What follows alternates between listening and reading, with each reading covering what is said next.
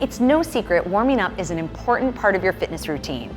A warm-up helps prepare your body for exercise by increasing the heart rate and circulation, loosening your joints, and increasing blood flow to your muscles. But forget the static stretching you learned in PE class. There's little benefit to simply bending over to touch your toes and hanging out there for a while. Save those static stretches for after your workout to help increase your flexibility and relieve your muscles. Try this dynamic warm-up instead. It includes full body movements that slowly increase your body temperature while rehearsing movement patterns you'll likely use in your workouts. The focus should be on technique and range of motion, so no weights are used. Plus, these full body movements use lots of muscles and coordination, which also preps your central nervous system. You could add a bit of light cardio before the high five warm-up, and foam rolling is a great pre-workout activity that will help reduce tension in chronically tight areas. Let's take a look at the 5 key movements you should always try to include.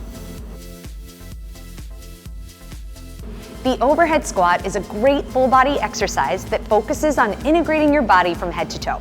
To get started, bring your feet about hip distance apart. If you have any lower back issues, you might want to go just a little bit wider. Arms go up overhead. You're going to want to be able to see your arms in your peripheral vision throughout the entire movement. Put the weight in your heels and you're going to sit back as if you're aiming for a chair behind you. Go as low as you comfortably can, keeping the weight in your heels, toes lifted in your shoes. Do about 10 repetitions to get started. If you feel like you need a little extra help, you can choose a balance aid such as a bar, a wall, or a friend. Put it out in front of you or off to the side. Use that to help you sit a little bit lower. You could also use a chair or a bench and aim. Target the edge of the chair as you sit and come back up.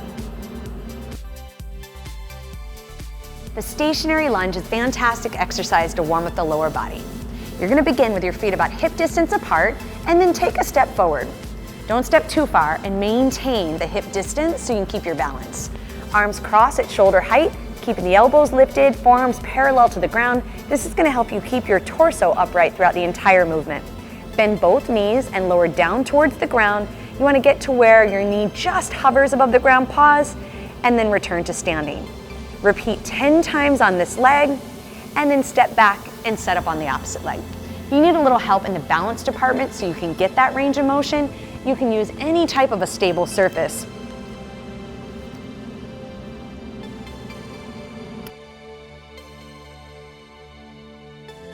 The single leg reach will help fire up your core and glutes as well as improve your balance and stability on both legs.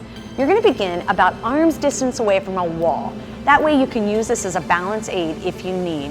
One leg goes behind you, reaching forward, bend the back leg and hinge at the hips. Ideally, we want to reach the ground and maintain head to hip posture. But of course, you could stop at any point along the way. The goal is to try to not touch the foot down in between, but you can. And if you're just getting started, feel free to keep the foot on the floor and just practice the hinging. The plank is great for firing up the front side of your body, specifically your core, and your core is vital in every workout as well as your daily life. So to begin, come down to the floor. You're going to place your forearms on the ground, elbows right underneath the shoulders, and reach your legs back. Now if you need to begin with your knees on the floor, that's a great way to start the exercise. We want to work up to being able to hold this for 30 to 60 seconds. And when you can do that comfortably, come up onto your toes. Be sure that the hips are down, chest is open, and you're pressing down into the ground, and you should start to feel your core fire up right away. Bird dog is the perfect exercise for firing up the back side of your body, as well as the shoulder region and the hip region. The shoulders and hips need to be mobile, but also stable during exercise, and this is a wonderful way to work on that. We're going to begin with our knees about hip distance apart, hands right underneath the shoulders. Throughout this exercise, head to tail, one straight line. Envision a glass of water here on your tailbone. Try not to let it spill. Begin by extending one leg behind you, keeping the hips square to the ground, and then lift the opposite arm in front of you at shoulder height. When you can, lift the back leg up, find your balance, and then bring the elbow to meet the knee underneath your body. Extend the arm and leg back out, pause, and then return to the starting position and do the exercise on the other side.